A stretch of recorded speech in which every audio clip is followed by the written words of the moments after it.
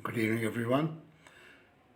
Today being a day off for our markets, with Bombay being closed on account of Chhatrapati Shivaji Jayanti and US being closed on account of the President's Day, I thought it's a good idea to spend some time with you over my video recording. Some bare facts about the rupee, as we saw it in January and February. The FX reserves at the beginning of January, on the week ended 5th of January, was $546 billion. Reserves as of 9th of February was $546 billion again. And these are the FCA, the foreign currency reserves. That is excluding your gold revaluation as well as your SDR, this thing. But reevaluation on account of other currencies is included in this. So basically, there was absolutely no change in the reserves between January, beginning of January, and till last weekend. During the same period, FIs sold about $3.47 billion in the equity market, about $3 billion in January, and about $500 million till the 16th of February. But at the same time, they bought about $5.12 billion in January and February in the debt market. It was $2.3 billion in January and $2.8 billion in just 16 days of February. So the debt inflows which we were expecting have already started. So net, if you look at the equity and the debt flows of the FPIs, there was a net of $1.6 billion plus.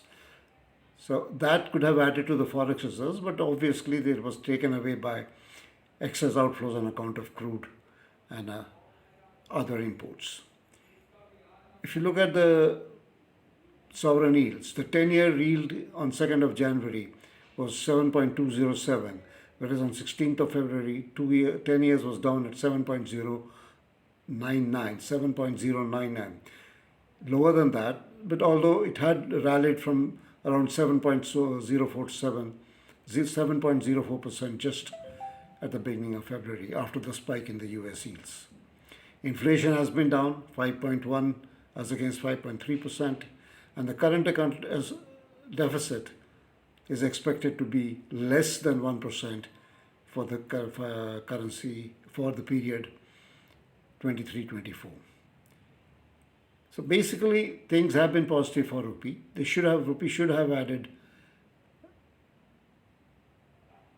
appreciated in this period of January and February because the fundamentals were in favor of rupee. But we saw 1st of January rupee was 83.18, 16th of February rupee closed at 83.01. So not really too much of a change. But what was very apparent is that the tendency of rupee to appreciate has increased over the last 5-6 weeks. In January and February, we saw dollar dropping to lows of 82.78, 82.383, and 82.86. And on all three occasions, the Reserve Bank came in very strongly to buy dollars and push the rupee up. But what we have also observed over the last few weeks is that despite RBI buying dollars, it has not broken above the 83.10 level. So we have a band of 82.90 and 83.10 in which the rupee has been trading over the last month or so. What is interesting is that the FPI outflows are likely to decrease as we go towards the end of the financial year. There has been no major crash in the equity markets because the DIIs have been buying up whatever the FPIs are selling. So there's no negative sentiment in the global markets as far as Indian equities are concerned. The outflow by FPIs in January and part of February was primarily because of the outflows in the Dow, the drop in the equity markets globally. And the US-based institutions, FPIs, sold the equity holdings in line with those holdings. But that selling by FPIs is drying down. And I expect by February we will end up with a positive flow. If that happens, along with the expected positive flow in the debt market, we should have a net positive flow in FPIs, which would put pressure on RBI, because rupee in that case is likely to drop towards 83, try and break 83 again. If you look at our other major thing, the crude market. Now, the India basket in the same period of January was around $77.5 per barrel, whereas as of 16th of February it was around 80.46. So the crude prices in fact have gone against it, but despite that we haven't seen any major impact on rupee, primarily because although the crude prices have dropped, the volume of import of crude by the Indian oil companies in January and February were lower than what we saw in the previous months. So looking at everything, it looks very positive that rupee should appreciate. Politically, India is going to be stable. There are very good chances that the current government will come back to power in the month of May, June.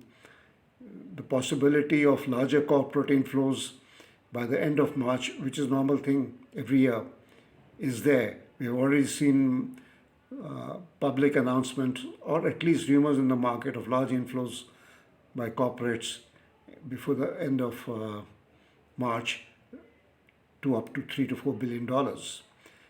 With this, along with positive FPI flows both in debt market and equity market, should force rupee to move higher against the dollar, because RBI might find it very difficult to absorb a larger amount of inflows if rupee does tend to break 82, 80 again.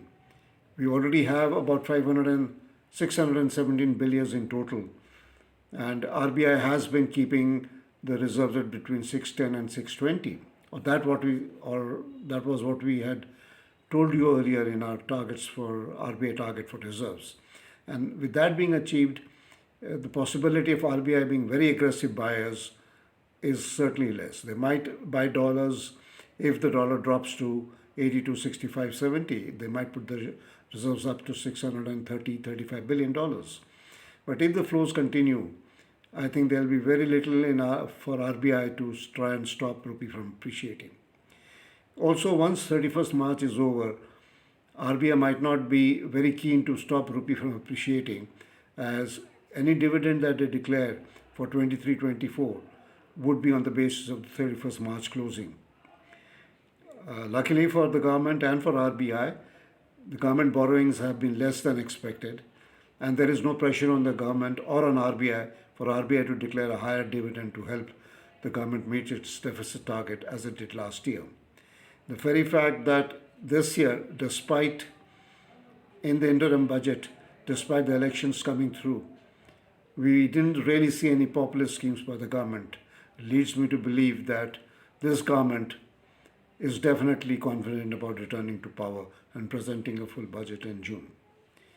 So looking at everything together, I remain positive on the rupee, and I still feel very strongly that you will see levels below 82.70 in the first week of April.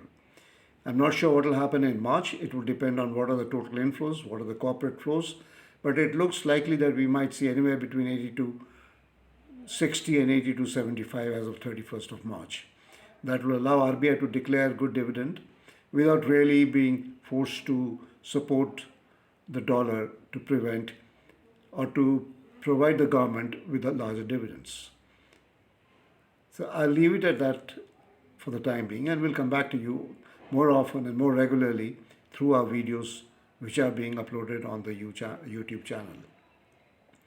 I will provide you a link to the channel because the channel is a new one and you might not find access to it immediately unless you go to the link or through the search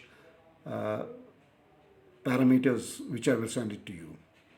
So have a good night, and I'll speak to you or talk to you tomorrow again. Good night.